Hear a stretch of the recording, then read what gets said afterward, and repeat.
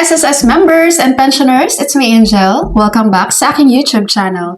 Sasagutin natin ang comment ni Ma'am Bel Zolieta. Sabi niya, Ma'am Angeli, ano po ba ang kaibahan ng pensioner's loan sa emergency loan? Kaya sa video na ito, yan ang ating pag-uusapan, ano ang pinagkaiba ng pensioner's loan sa emergency loan. Okay. So ito guys, gumawa talaga ako ng illustration table para makita nyo talaga yung pinagkaiba nitong pension loan at emergency loan. Unahin natin number 1, yung purpose. Ano bang purpose itong pension loan? Ang pension loan, ito yung cash loan para pag sa nangangailangan na ating mga pensioners, no, na kung saan pwede sila mag-pension loan with SSS. At yung collateral nila nito is yung kanilang pension, no, through pension deduction. Sa emergency loan naman, ang purpose nito guys, immediate financial aid siya kapag magkaroon po ng disaster sa area natin. Okay, number 2. Who? Sino naman ang pwede makapag-avail nito? Sa pension loan, ang makakapag-avail nito, syempre ang ating mga retiree pensioners and ang ating mga survivor pensioners. No? Mga ating survivor spouse pensioners. Ito survivor spouse pensioners, nag-take effect lang to last year, no? September 2025. Doon sila nag-start na pwede nang mag-pension loan ng ating mga survivor spouse pensioner. Sa emergency loan naman, ang makakapag-avail po nito ay ang mga active member residing in areas declared under state of national calamity. Active member guys, so ibig sabihin currently, nagko-contribute pa sila, ongoing contributions pa with SSS.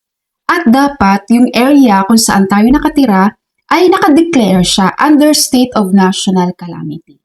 So in short po, ang ating mga retiree pensioners, ng ating mga spouse survivor pensioners, hindi sila qualified for the emergency loan. Dahil ang emergency loan para lang po ito sa mga active member pa. Maliwanag? Ngayon pagdating naman sa age, ang age natin sa pension loan ay below 85 years old, ang makakapag-pension loan. Ang age naman sa emergency loan ay below 65 years old. Number 4, pagdating naman sa contributions, syempre sa ating mga pensioners, wala nang required na may contribution sila. Kasi ano naman sila, pensionado na hindi na sila nagko-contribute. Pagdating naman sa emergency loan, ikaw, active member, dapat po meron kang at least 36 months contributions na with SSS. Na kung saan po, yung 6 months doon na contributions mo, dapat pasok po siya within the 12 months period bago po ang iyong filing ng application. Number 5, with previous loans. Pagdating po sa pension loan guys, yung previous loan mo, pensioner, dapat po fully paid ka na po doon bago ka makapag-pension loan. Ulit.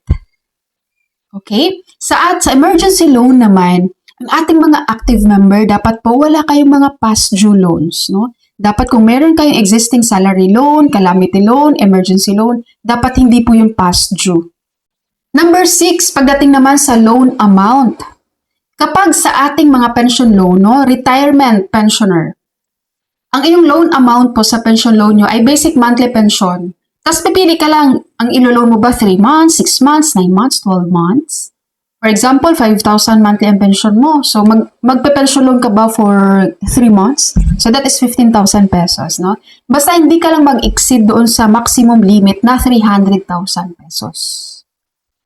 Okay? Sa ating mga survivor spouse pensioner naman, 50% based on survivor spouse aggregate monthly pension. Tapos 3 times, 6 times, 9 times. So, pipili ka rin dito, guys. And then, dapat hindi po mag-exceed to 150,000 pesos.